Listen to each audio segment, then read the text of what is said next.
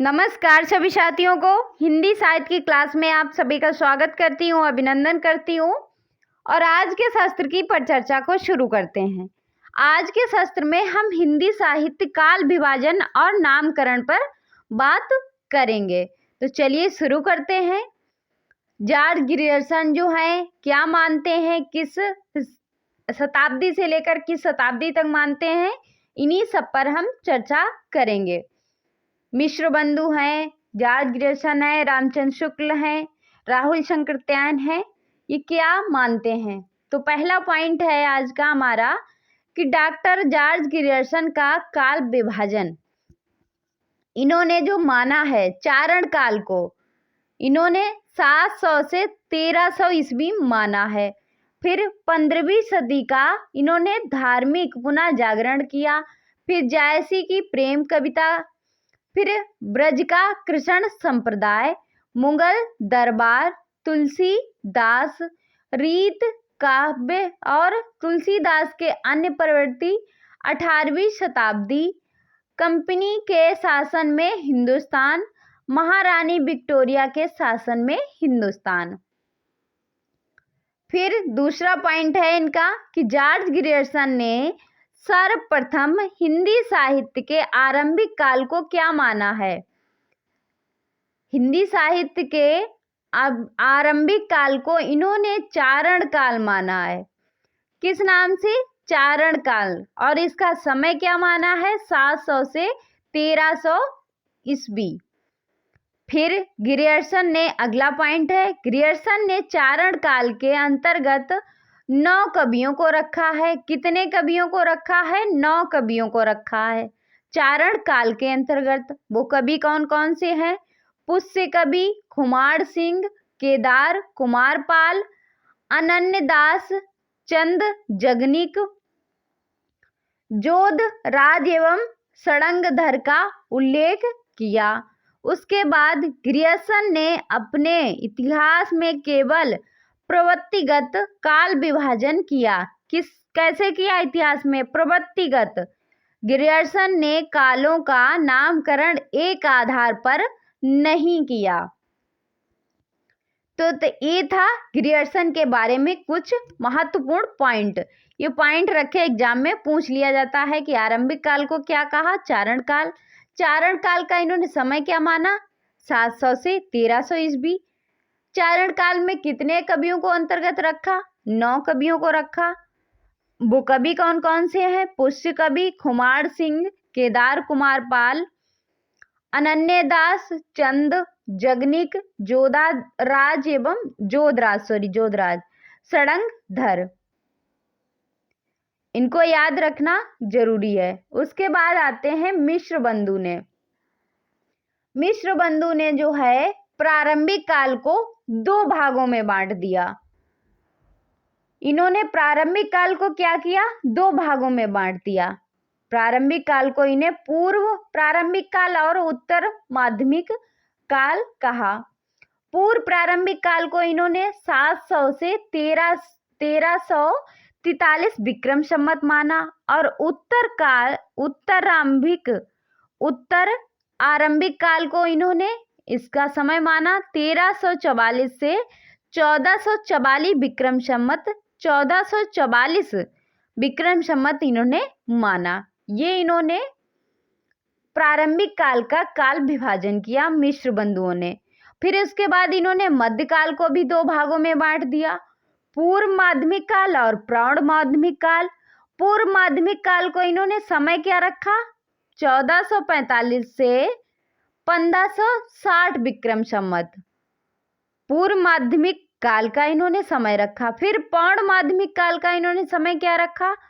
1561 से 1680 विक्रम संवत रखा। फिर इन्होंने क्या किया? अलंकृत काल।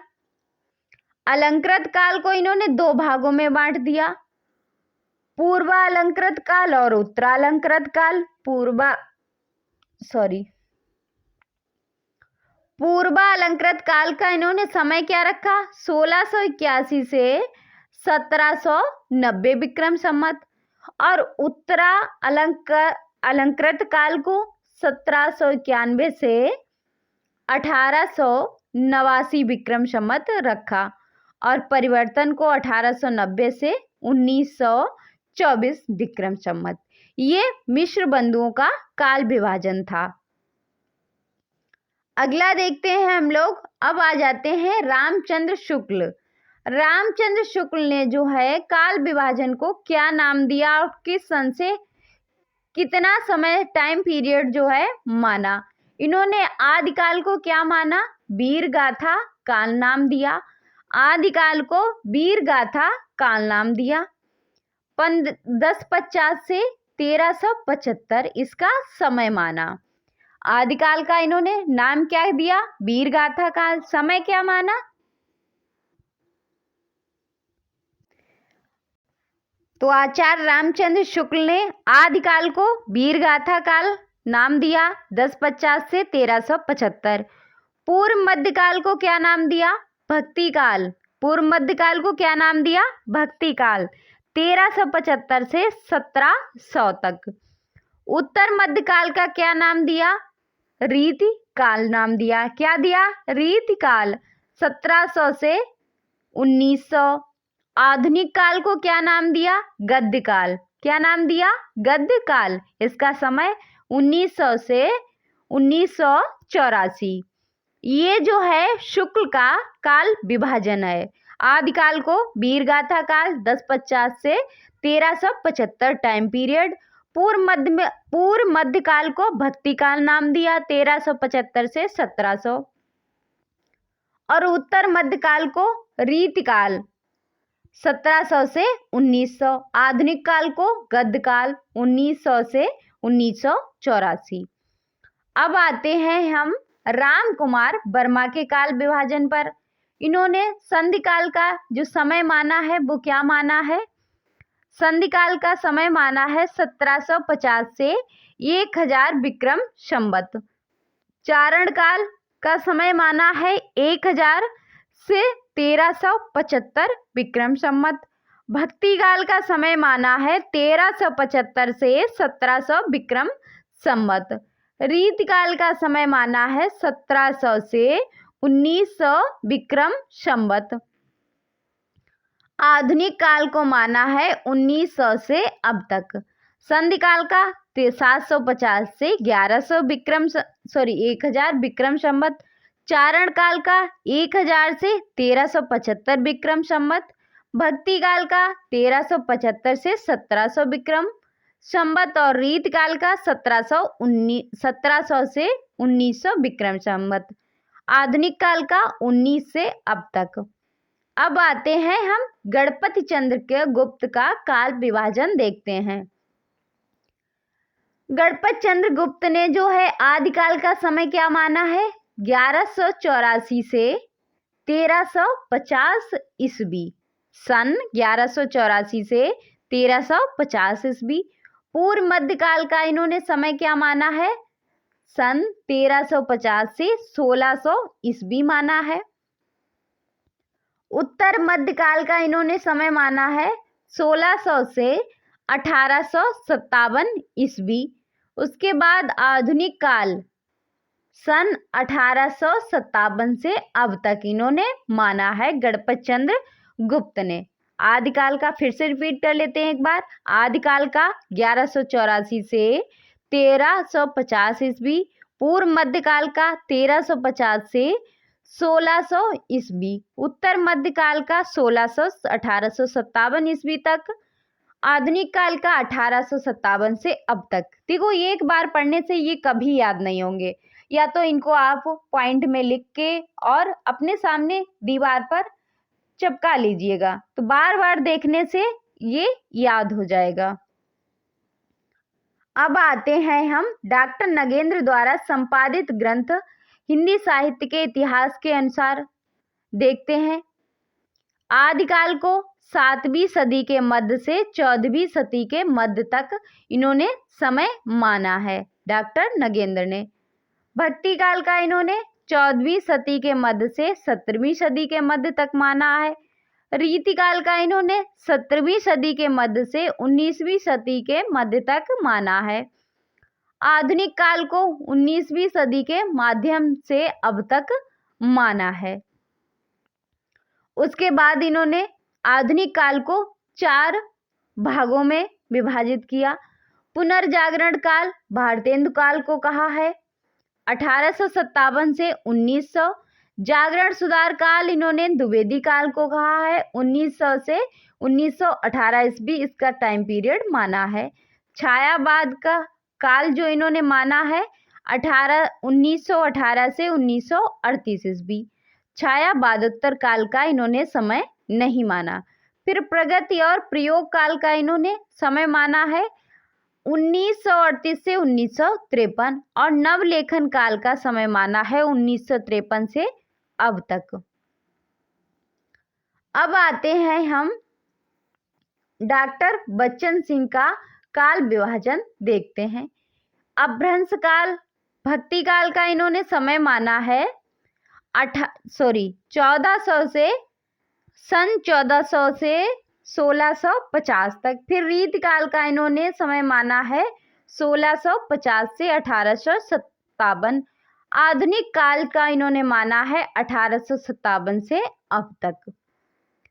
कुछ नामकरण, आदिकाल के नामकरण जो हैं, क्या नाम किसने दिए हैं? चारण काल किसने दिया है? जॉर्ज ग्रियर्सन ने। उसके बाद प्रारंभिक काल जो है वो किसने दिया है? मिश्र बंधु ने। बीज बपन काल जो है आचार्य महावीर प्रसाद द्विवेदी ने। वीर गाथा काल आचार्य रामचंद्र शुक्ल ने दिया है। सिद्ध सामंत काल राहुल शंकर त्यायन ने। वीर काल आचार्य विश्वनाथ प्रसाद मिश्र ने। संधि और चारण काल राम कुमार वर्मा ने। आदिकाल आचार्य हजारी प्रसाद द्विवेदी ने। आधार काल सुमन राजे ने। ये था आदिकाल के नाम थे। और रीतिकाल के इन्होंने कौन कौन से नाम माने हैं वो देख लेते हैं। रीति काव्य किसने नाम दिया? जॉर्ज ग्रियर्सन ने। अलंकृत काल मिश्र बंधु ने दिया। रीतकाल आचार्य रामचंद्र शुक्ल ने। देखो, रीति काव्य जॉर्ज ग्रियर्सन और रीतिकाल आचार्य रामचंद्र शुक्ल। श्रृंगार काल आचार्य विश्वनाथ प्रसाद मिश्र ने। कला काल रमाशंकर शुक्ल रसाल ने। अब जो है हमारा काल विभाजन का समाप्त हो गया है। इसके बाद कुछ महत्वपूर्ण जो हमारे ग्रंथ हैं इन्हें भी एक बार देख लेते हैं। ज़्यादा नहीं है। हिंदी साहित्य के इतिहास के प्रमुख ग्रंथ हैं तथा उनके रचनाकार हैं। ये एग्जाम में पूछे ही जाते हैं। जैसे हिंदी काव्य धारा 1944 ईस्वी का ग्रंथ है। किसका है? पंडित राहुल शंकरत्यायन का। हिंदी साहित्य का इतिहास 1973 का है। किसका है? डॉक्टर नगेंद्र का। हिंदी साहित्य का वैज्ञानिक इतिहास किसका है? डॉक्टर गणपति चंद्र गुप्त का है। उसके बाद आते हैं हम हिंदी साहित्य का वैज्ञानिक इतिहास। हिंदी साहित्य का वैज्ञानिक इतिहास महत्वपूर्ण है, मोस्ट इम्पॉर्टेंट। 2 भागों में है। प्रथम व द्वितीय खंड जो है इसके 1965 ईस्वी में प्रकाशित हुए हैं। किसका है? डॉक्टर गणपति चंद्र गुप्त का। उसके बाद है हिंदी साहित्य का अतीत। 2 भागों में है ये भी। ये किसका है? हिंदी साहित्य का अतीत आचार्य विश्वनाथ प्रसाद मिश्र का। फिर है हिंदी साहित्य और संवेदना का विकास। ये कब का है? 1986 ईस्वी का। किसका है? हिंदी साहित्य और संवेदना का विकास। ये ग्रंथ किसका है? डॉक्टर रामस्वरूप चतुर्वेदी का। उसके बाद है हिंदी साहित्य का इतिहास दर्शन। किसका है? डॉक्टर नलिन बिलोचन शर्मा का। फिर है हिंदी भाषा का विकास। किसका है? 1924 का समय है। इसका है श्याम सुंदर दास का। हिंदी भाषा का विकास श्याम सुंदर दास का ग्रंथ है। फिर आते हैं हिंदी भाषा का विकास 1924 श्याम सुंदर दास। हिंदी भाषा और साहित्य 1930 डॉक्टर श्याम सुंदर दास। हिंदी गोविंद रतनमाला 2 भागों में है। पहला भाग 1909 में प्रकाशित हुआ, दूसरा 1914 में श्याम सुंदर दास का है। हिंदी भाषा का विकास, हिंदी भाषा और साहित्य, हिंदी गोविंद रतन माला, ये तीनों जो हैं मोस्ट इम्पॉर्टेंट हैं, श्याम सुंदर दास के हैं। फिर है राजस्थानी भाषा और साहित्य, डॉक्टर मोतीलाल मेनरिया का है। फिर है राजस्थानी पिंगल साहित्य, डॉक्टर मोतीलाल मेनरिया का है। हिंदी वीर काव्य 1945, टीकम सिंह तोमर का है। फिर है हिंदी काव्य शास्त्र का इतिहास, डॉक्टर भगीरथ मिश्र का है। हिंदी काव्य शास्त्र का इतिहास किसका है, मोस्ट इम्पॉर्टेंट है, डॉक्टर भगीरथ मिश्र का। फिर है आधुनिक हिंदी का आदिकाल, किसका है, नारायण चतुर्वेदी का। फिर है हिंदी साहित्य 20वीं शताब्दी 1945 ईस्वी का है, किसका है, नंद दुलारे वाजपेयी का। आधुनिक हिंदी साहित्य 1950 ईस्वी का है, नंद दुलारे वाजपेयी। मोस्ट इम्पॉर्टेंट हैं दोनों, हिंदी साहित्य 20वीं शताब्दी और आधुनिक हिंदी साहित्य। टीजीटी पीजीटी में ऐसे क्वेश्चन जो हैं पूछे जाते हैं। हिंदी साहित्य का इतिहास 1931 का है, ये भी महत्वपूर्ण है, रमाशंकर शुक्ल रसाल का है। हिंदी भाषा का उद्भव और विकास किसका है, उदय नारायण तिवारी, ये भी मोस्ट इम्पॉर्टेंट है। हिंदी साहित्य विमर्श 1923, पद्मूलाल पुन्नालाल बख्शी का है। कविता कौमुदी 1917 ईस्वी, रामनरेश त्रिपाठी का है। भाषा काव्य संग्रह, ये महत्वपूर्ण है, भाषा काव्य संग्रह और कविता कौमुदी ये दोनों महत्वपूर्ण हैं। कविता कौमुदी रामनरेश त्रिपाठी और भाषा काव्य संग्रह महेश दत्त शुक्ल का है। उसके बाद है हिंदी साहित्य का विवेचनात्मक इतिहास 1930 ईस्वी का है, किसका है, सूर्यकांत शास्त्री का। फिर है आधुनिक हिंदी साहित्य का इतिहास, देखो हिंदी साहित्य का विवेचनात्मक इतिहास और आधुनिक हिंदी साहित्य का इतिहास 1934 का है, कृष्ण शंकर शुक्ल का। ये जो है मॉडर्न हिंदी लिटरेचर 1939 का है, मोस्ट इम्पॉर्टेंट है, डॉक्टर इंद्रनाथ मदान का है। फिर है खड़ी बोली हिंदी साहित्य का इतिहास 1941 का है, ब्रजरतन दास का है। फिर आ जाते हैं हम लोग आधुनिक हिंदी साहित्य 1941 का है, किसका है, लक्ष्मी सागर वासणे का। महत्वपूर्ण है, दोनों जो है महत्वपूर्ण है। फिर है ब्रज माधुरी सार 1923, वियोग हरि का है।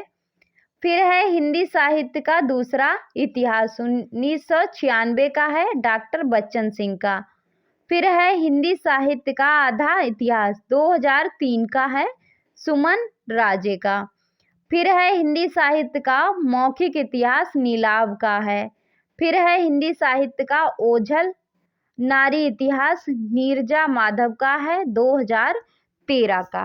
तो ये था काल विभाजन और कुछ महत्वपूर्ण ग्रंथ जो थे आपके एग्जाम के लिए महत्वपूर्ण थे। अब आज के सत्र को यहीं पे समाप्त करते हैं, मिलते हैं अगले सत्र में, तब तक के लिए जय हिंद। और आप लोगों से निवेदन है वीडियो को लाइक शेयर और चैनल को सब्सक्राइब अवश्य करें। धन्यवाद।